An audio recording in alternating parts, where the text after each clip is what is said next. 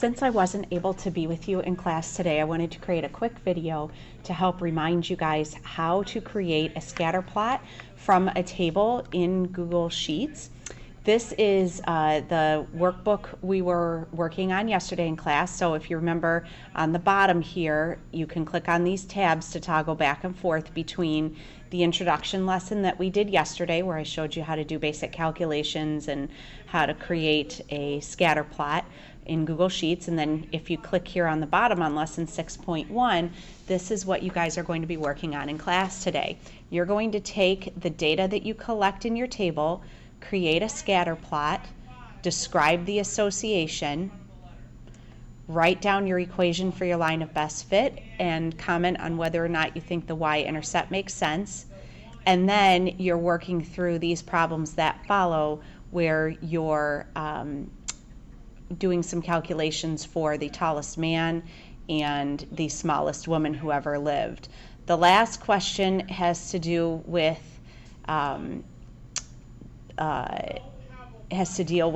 me and calculating some information for me.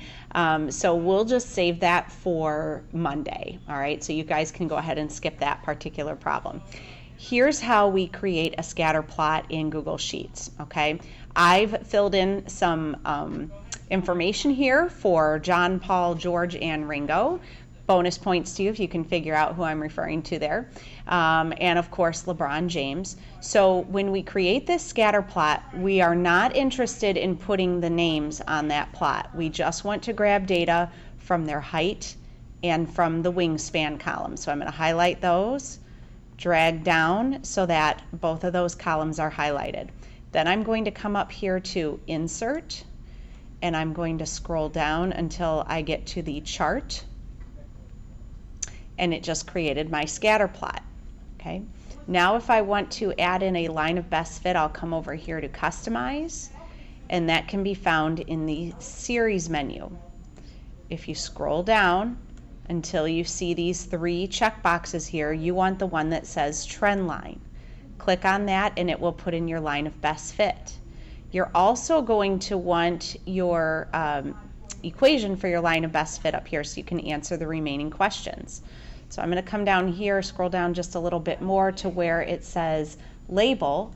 When I click on that, I'll click Use Equation, and it will pop up right here. That is the equation for my line of best fit. Your line of best fit will be different for your groups.